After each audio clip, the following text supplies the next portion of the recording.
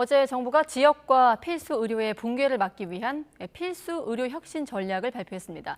논란이 되고 있는 의대 정원 문제 관련해선 확대 방침은 재확인하면서도 구체적인 계획은 내놓지 않았는데요. 그제 의사협회 측의 의대 정원 확대 반대 입장을 들은 데 이어서 오늘은 서울대 의대 김윤 교수 모시고 찬성 측 입장 자세히 들어보겠습니다. 어서 오십시오. 네, 안녕하십니까. 안녕하십니까. 앞서 저희 리포트 나갈 때 끄덕끄덕 이렇게 주의 깊게 들으셨는데 한 가지씩 질문 드리겠습니다. 먼저 어제 열린 회의가 필수 의료 혁신 전략 회의, 지역 의료와 필수 의료가 무너지고 있다고 이제 진단을 한 건데 이 자리에서 정원 확대 어떤 방침은 재확인된 셈이죠? 네, 그렇습니다.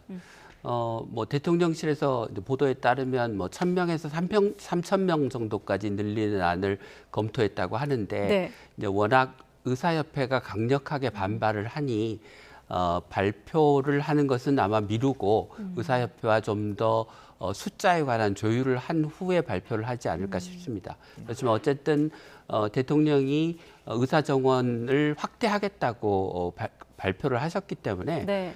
어쨌든 늘어날 거는 거의 확실해 보입니다. 예, 저희가 그제 의사협회 측 인터뷰했을 때는 그때는 어떤 의대 정원을 단순히 확대하는 것만으로는 능사가 아니다. 다른 시스템적인 것도 뒷받침돼야 된다. 이런 이야기도 할 거거든요.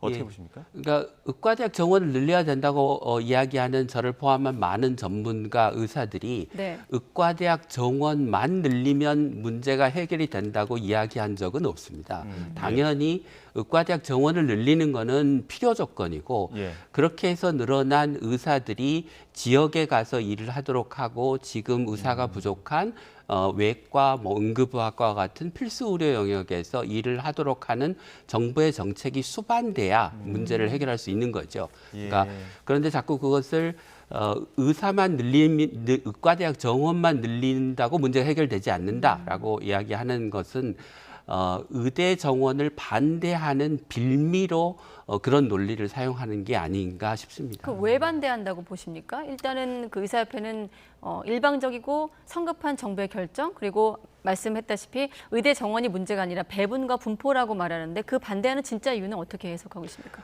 의사의 공급이 부족하면 의사의 몸값이 올라가고 의사들의 수입이 올라가니까요. 그러니까 공급을 줄여서 자기 기득권을 지키려고 하는 집단 이기주의라고 생각합니다. 예, 의사단체에서 이런 이야기도 해요. 그러니까 의사가 늘면 어찌됐든 간에 어떤 인프라는 한정돼 있고 그러다 보면은 환자를 대하는 데 있어서 의료의 질이 좀 떨어지는 거 아니냐 이런 네. 이야기하는데 여기에 대해서 어떻게 반박하십니까? 만약에 의사의 숫자가 단순히 늘어나는 것 때문에 의료의 질이 떨어진다면 우리보다 대부분 의사 수가 많은 선진국들이 네. 우리보다 의료의 질이 더 낮아야 되는데 OECD나 아니면 다른 여러 기관에서 평가한 결과를 보면 우리나라는 중하위권이고 그런 나라들이 훨씬 더 의료의 질이 좋거든요. 예. 그러니까 의사의 숫자가 많아지면 의료의 질이 떨어진다고 하는 거는 잘 설명이 되지 않고 네. 그다음에 여러 연구에서도 의사의 수가 늘어나면 환자를 더 잘 진료해서 환자의 합병증도 줄어들고 사망률도 떨어지고 입원 기간도 떨어지고 심지어 진료비까지 떨어진다고 하는 그런 연구 결과들이 다수 존재합니다. 네, 그때 의사협회 또 며칠 전에 반박 중에 반론 중에 하나가 뭐였냐면 가장 이제 의식하는 어떤 여론 중에 하나가 어떤 것이냐는 질문에 밥그릇 지키기 아니냐 이게 가장 의식되는데 어떻게 반론을 했냐면 다른 직역과 달리 그러니까 후배 의사들과 기성 의사들이 좀 캐리어가 겹치는 부분이 없기 때문에 이렇게 또 반론을 제기하기도 했거든요. 그게 무슨 뜻이지? 제가 그러니까 후배 10년 후에 나올 후배 의사들과 지금의 기성 의사들이 밥그릇 싸움을 한다고 여길 네. 만한 그런 커리어가 겹치지 않는다 이런 논리였거든요. 네. 네.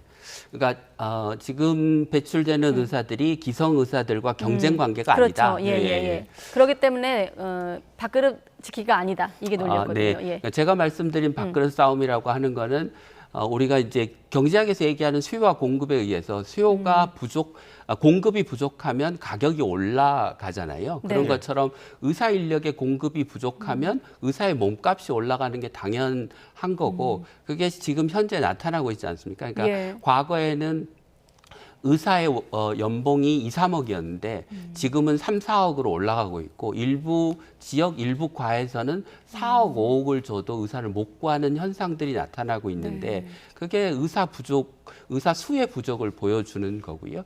지역적으로도 보면 의사가 부족한 지역에서 의사의 수입이나 의사의 월급이 더 높습니다. 우리나라 내에서도. 예. 근데 또 의협에서는 그 의사 수가 늘면 과잉 진료도 늘고 불필요한 의료 행위가 늘다 보면 정부의 어떤 의료비 지출도 늘 것이다. 이렇게 또 주장하는 측면도 있거든요. 네. 뭐 그럴 개연성이 전혀 없다고 할 수는 없지만 이제 예를 들어서 우리나라의 의사의 수입이 의사 수가 작다 보니까 OECD 국가 중에서 가장 높습니다. 우리가 이제 의사의 수입을 비교할 때 그 나라의 근로자 평균 임금 대비 의사의 수입이 몇 배냐를 가지고 비교하는데요. OECD 국가의 평균이 보통 한 3배, 아주 높은 나라가 한 5배쯤 되는데요. 우리나라는 지금 그 개원이의 경우 근로자 평균 임금의 거의 7.4배 정도를 개원이가 벌고 있습니다. 네. 그래서 만약에 우리나라의 의사 숫자를 OECD 국가 수준으로 늘리고 대신 의사의 수입을, 의사의 임금 수준을 OECD 평균 수준으로 떨어뜨리면 우리나라 진료비가 5조 원 정도 준다는 계산이 나옵니다. 그러니까 지금은 의사가 너무 많이 늘어서 과잉 진료를 하면 늘어날 개연성도 있지만 네. 지금 당장은 의사가 공급이 너무 부족해서 의사의 몸값이 올라가고 그게 국민들의 진료비와 보험료 부담으로 돌아온다는 게 첫 번째 드리고 싶은 말씀이고요. 두 번째는 과잉 진료는 우리가 제도적으로 해결해야 될 문제지 지금 의사의 공급이 부족한 상태에서 공급을 늘리고 그 의사가 과잉 진료를 하는 비급여 진료를 하는 동네의 개원가로 가는 게 아니고 대학병원, 종합병원에서 중환자, 응급환자, 소아환자를 보도록 하는 정책을 병행해야 되는 거지. 그건 해결을 해야 될 문제지 의대 증원을 하지 않아야 되는 정당한 이유가 되는 건 아니죠. 네, 예. 알겠습니다. 자, 의사협회 어떤 조율 과정도 필요하기 때문에 정부가 아까 말씀하신 대로 일단은 잠깐 멈추고 인원수는 좀 조정할 것 같은데 어느 정도 늘어나야 된다고 보십니까? 일단 우리나라 의사 수가 10만 명으로 알고 있는데 네. 뭐 1,000명 얘기도 나오고 있고 뭐 그보다 적은 얘기도 나오고 있는데 응급실 부족 사태까지 좀 고려해 본다면 네. 필수 의료 인력 고려하려면 어느 정도 필요할까요? 그 숫자를 말씀드리기 전에 네. 먼저 좀 그 정황을 말씀드리면 예. 그러니까 우리나라의 인구당 의과대학 정원의 수가 OECD 국가의 55% 수준밖에 되지 않습니다. 네. 그러니까 OECD 평균 수준으로 가려면 2,500명을 늘려야 OECD 평균에 도달합니다. 연간. 네. 네. 예. 그건 무슨 얘기냐면 지금 2,500명을 늘리지 않으면 OECD와 우리나라의 의사수 격차는 앞으로에서 계속 벌어질 거다. 그런데 그 통계에 포함되지 않는 숫자들이 예를 들면 독일이 의과대학 정원을 최근에 5,000명을 늘리기로 했고요. 네.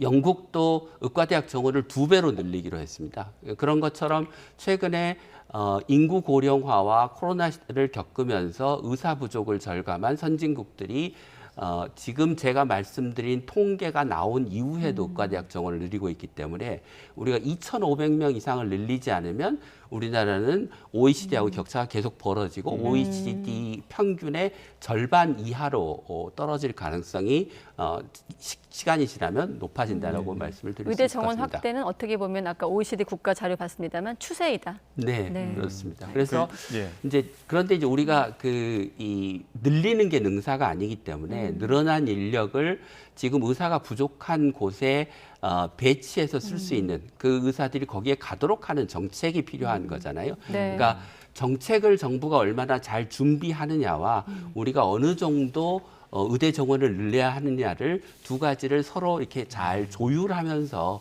어울리게 가야 결정을 해야 된다. 자, 그럼 지금 나오고 있는 정부나 정치권에서 나오고 있는 얘기는 어떻습니까? 한쪽에서는 국립대 병원을 육성하자는 얘기가 나오고 있고 또 네. 공공의료 부분이 또 정치권에 나오고 있는데 그런 대안들은 다 실효성이 있다고 보십니까?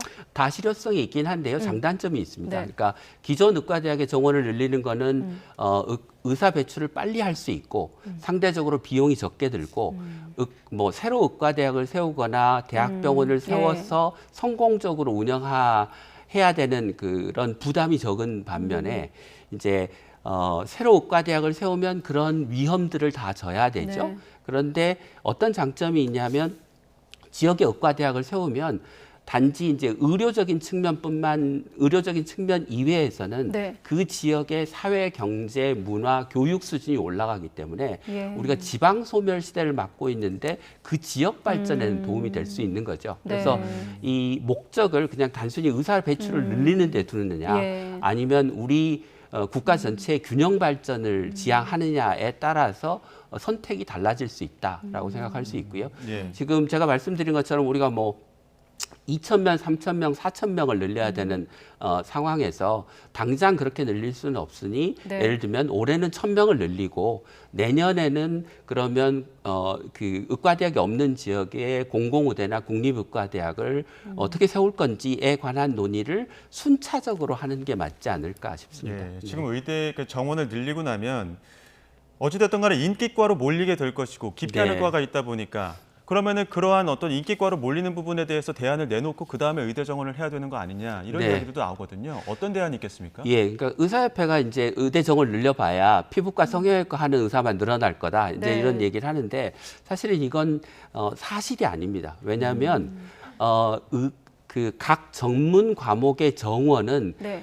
복지부가 정해 놓았습니다. 그래서 피부과 성형외과의 정원을 합쳐도 150명이 되지 않습니다. 그러니까 매년 3,000명이 넘는 의사가 졸업하는데 그중에 피부과 성형외과를 전공하는 사람은 150명밖에 되지 않는 거죠. 아무리 늘어나도. 예. 예, 그러니까 뭐 소아과나 외과의 전공의 지원율이 낮고 전공의 숫자가 적을 수는 있어도 네.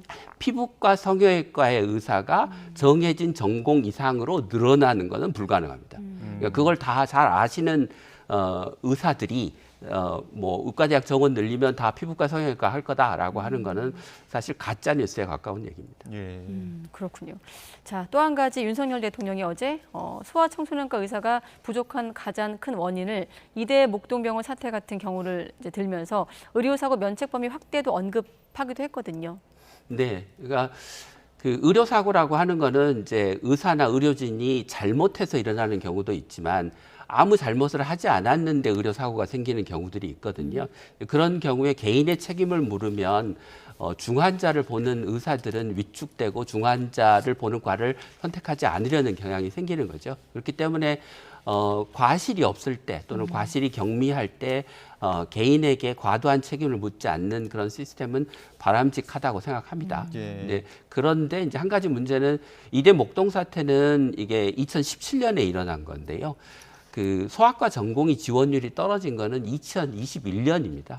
이제 2020년까지만 해도 소아과 전공의 지원율이 70% 중반대를 유지를 했거든요. 예. 물론 그게 영향을 안 미쳤다고 할 수는 없지만 사실 소아과 전공의 지원율이 떨어지는 직접적인 이유는 비급여를 하는 동네의 다른 과 의원의 수입이 그 시기에 급격하게 늘어난 게 원인입니다. 그러니까 네. 상대적 박탈감 때문에 의대생들이 소아과를 전공을 안 하려고 하는 게 문제인 거죠.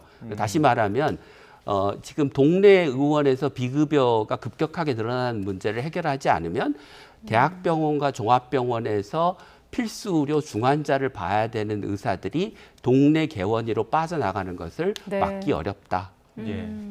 정부 계획대로면은 2025학년도 입시부터 정원 확대를 반영해야 되는데 그러면은 늦어도 내년 3, 4월에는 어떤 증원 규모라든지 아니면 대학별 뭐 인원도 확정이 돼야 되지 않겠습니까? 네, 그렇습니다. 그 네. 사이에 어떻게 좀 의견 조율이 가능할 네. 거라고 보십니까? 그러니까 이제 이번에 이제 이렇게 그 논란이 되면서 이제 정부가 의사협회하고 다시 그 논의를 하게 되고 또 다양한 이제 이해 당사자들이 참여하는 논의를 하게 될 것 같은데요. 이제 그 과정에서 국민들이 지켜보시고 판단하시지 않을까 싶습니다. 그래서 이게 그 이전처럼 이전에 뭐 의정협의체처럼 의사하고 정부만 만나서 밀실에서 합의를 하면 늘 의사협회는 그 진지한 논의를 하지 않다가 정부가 무슨 결정을 해야 되는 시점에 오면 뭐 뒤통수 맞았다, 뭐 우리하고 합의하지 않은 결정을 했다 이러면서 늘 발목을 잡는 방식으로 대응을 해왔는데 그렇게 하지 않도록 정부가 논의 과정을 투명하게 공개하고 국민으로 하여금 정부가 결정을 내린다면 그 결정의 합리성을 지지하고 이해할 수 있도록 만드는 게 중요하다고 생각합니다. 네, 알겠습니다. 일단 마지막 질문으로 소득 수준을 좀 고려할 때 또 고령화 시대인 걸 감안할 때 피할 수 없는 일이다라는 게 정부의 입장인데 의사협회는 여전히 반대하고 있는 상황이고 결국 우리가 이 논의를 쭉 해보면 필수 의료, 바꿔 말해 수익성이 없는 부분은 어떻게 공익적인 좀 부분을 채우냐가 관건 같거든요. 네. 종합적으로 좀 답변해 주신다면 어떤 좀 대안이 네. 있다고 보십니까? 예. 그러니까 첫 번째는 필수 의료에 종사하는 분들의 의사들의 업무량을 줄이기 위해서 병원의 의사를 늘려야 되고요. 그 의사를 늘리는 것에 상응하는 보상을 건강보험에서 해주는데 지금은 건강보험에서 돈을 줘도 그 돈을 의사한테 주지 않고 병원이 대부분 수익으로 처리하기 때문에 문제인데 네. 그 올라간 수가를 의료진에게 돌아가도록 하는 시스템을 만들면 저는 필수 의료에 종사하는 의사가 지금보다 훨씬 더 늘어날 수 있을 거라고 생각합니다. 네. 자, 오늘 교수님 의견 포함해서 앞서 또 의사협회 얘기 들어봤고 내일 오전 10시 뉴스에서는 박민수 복지부 차관이 출연해서 또 정부 입장을 보강 설명합니다. 내일 출연까지 들으시면 이번 사안을 좀 이해하는 데 도움이 될 것 같습니다. 네, 김윤 서울대 의대 교수님이었습니다. 고맙습니다.